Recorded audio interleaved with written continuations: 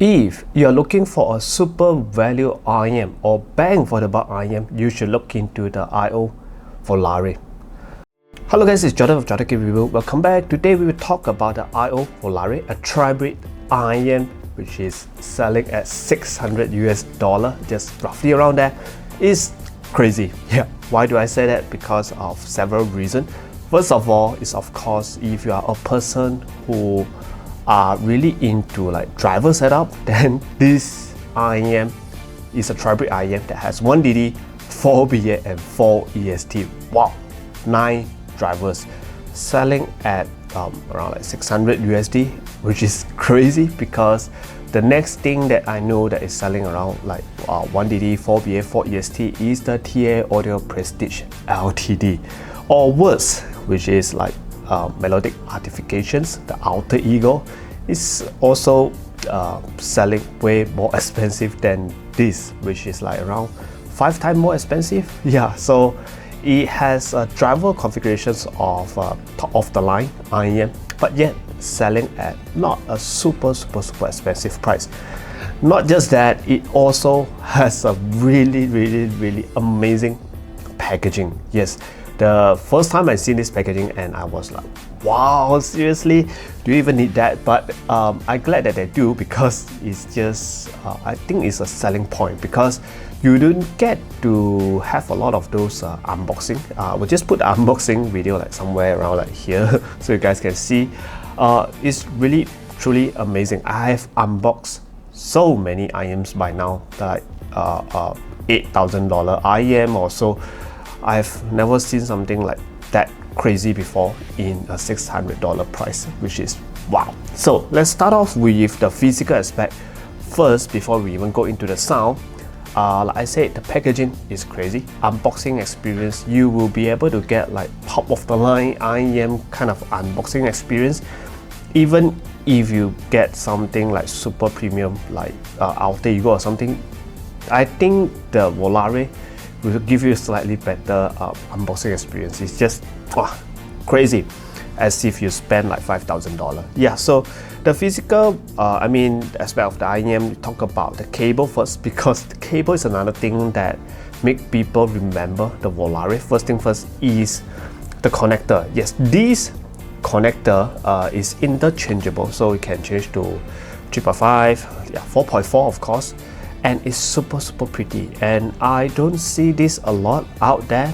The gold color accent of the cable connector is just very good looking. Yes, really good looking, but I myself is not a big fan of interchangeable, because over time it will just slowly degrades and you might get bad connections. It depends on the quality of the plug, but I had like 4.4 interchangeable 4.4 that fails before, so not a fan, but still it's very pretty here. And it gives options to people who are like using PTR 5, for example. Yeah, you only have like 3.5 or something, so it's a welcome. So it's also something that is really well thought of. And second thing is that the cable is in like just pure black color. Yeah, nothing else, just pure black. Don't have like additional logo or super fanciful white split on it, just very simple and very low-key, which is also something that some of you might like. And as for the IEM, okay, they are not doing like super fanciful faceplate here, but it's very good looking, very low-key, and has this glittering powder at the back of the IEM, which just look very nice. It has this ergonomic shell where it doesn't have this very aggressive wings at the back of the IEM, where some people might have problem with that. Like for example, IEM CP622B from Camper have this very aggressive shape that I can't wear. So these don't have that, but still he have a little bit of that ergonomic shape where it just will help you fit slightly better. So this is how it will fit. Yeah, so for me it's pretty comfortable and I can wear this for very long. And yeah, this is, I would think, is what, a $600 IEM. That's the thing that they can do for you. I think they are not They have no slouch over here. It's very, very nice. And let's talk about sound. So this IEM, I would call it a V-shape, a mild V-shape. Yeah, mild V-shape IEM. So it has very, very good bass. First of all, the first thing that I realized when I plugged this into my player, Cayenne N70, is that it has this tremendous amount of bass. Yeah, I'm not a bass head myself, but I do like the bass on the Volare quite a lot, because the bass here, the speed, the transient is very fast. Yes, very tactile. To me, it is also considered very, very tactile and snappy. The punches is very impactful as well. So for those of you who are slightly a little bit more used to something like the TA audio kind of house bass, which is very slow, you will find night and day difference from the Volare, where this will really give you very, very good punches, and punches that doesn't linger that long. Yeah, so perfect for bass head. I think this IEM had this very nice emphasis on bass, where a lot of bass head, if you listen to hip hop, EDM, you'll love this because it's a fast DD. I love how this DD sound. And let's go to the downside. This is the only thing that I'm not the biggest fan of the Volare, is the mid-range, because I listen to a lot of female vocals, listen to a lot of J-pop. So mid-range, which is instruments, and upper mid-range is something that I would really nitpick on. So on the IO Volare, it has very good presentation of your female vocals. It's not super front, or nor does it like super scoop out like a super V-shape IEM.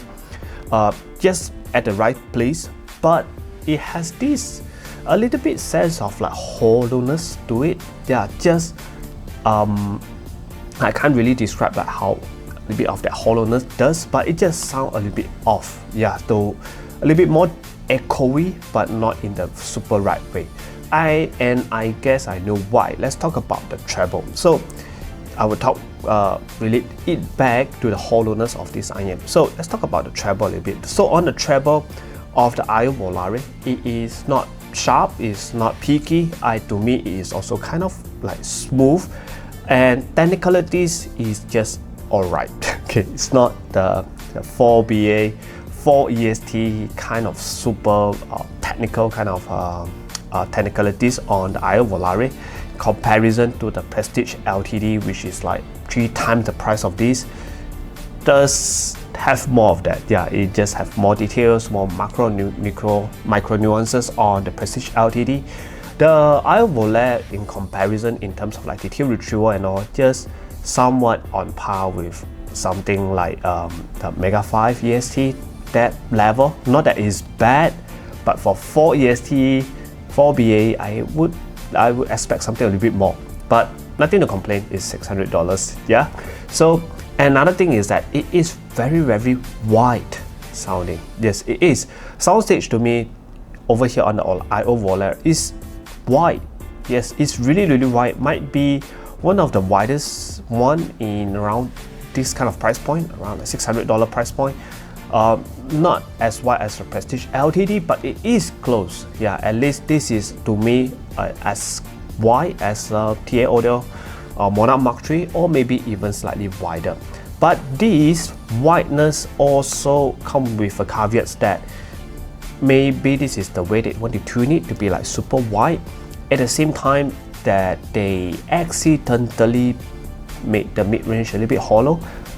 Just my hypothesis, my theory, I don't know. So, but maybe it has something to do with that, because you have that super wide thingy going on. So if your vocal is not centered enough, not precise enough, then it would just slightly sounded like a little bit too hollow, maybe. Yeah. So, but don't get me wrong, for those of you who are listening to like recent pop song or EDM, hip hop, bass head song, or more of something like a western song, K-pop, you won't really mind that, because unless you are listening to like pure female vocals, just female vocal alone, then yeah, that might bother you. If not, doesn't bother me at all if I'm listening to all those kind of modern pop song. And let's talk about things that some comparison maybe. So because $600, we have lot of $600 IEM out there. let's compare to the TOTL Audio Oracle. One of my favorite IEM for like how many years now? 4 years now? Yeah, I guess. So compared to the Oracle is having this 1DD, 2BA, 2 EST, a more simpler setup, and this IO Volare have like way better bass and way more bass than the TOTL Audio Oracle. You definitely don't want to listen to bass on the TOTL Audio Oracle because it has like none, yeah, next to none. So the IO Volare definitely have more bass and more punchy kind of presentation in bass. But in terms of like mid-range and vocals, I would prefer the Oracle slightly a little bit more because it's just so magical and airy to listen to. And in terms of like technicalities, I think both of them are slightly on the same page. Maybe the Oracle edges it out a little bit more. And in terms of like width and wideness, I think the soundstage of the IO Volare just have a little bit more advantage over the Oracle. And in comparison to something that you guys like a lot, which is the High Senior Mega 5 EST, that IEM to me just lack a little bit of like special sauce. At least the IO Volare has this very nice bass and very wide stage. It has character to it. So to me, the Mega 5 EST is a good all-rounder. It is good at all field, at least, yeah, quite balanced, but just lacking in personality. So in terms of like bass, I would prefer the IO Volare. It has more bass than the Mega 5 EST. Okay, not the bass version. And in terms of like mid-range and vocals, again, I would prefer the Mega 5 EST. In terms of like treble, technicalities like around the same level, I think maybe I like something slightly, this has a little bit more treble than the Mega 5 EST, which is a little bit too safe for me. So for those of you who want slightly a bit more sparkle, slightly a little bit more shimmering effect, maybe the IO Volare is something that you should look for.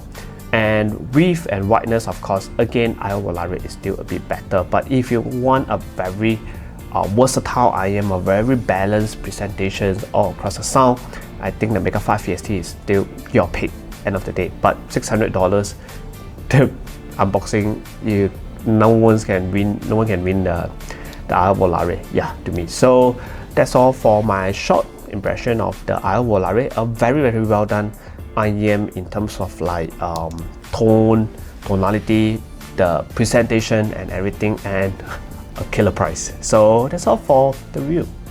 See you guys. Bye bye.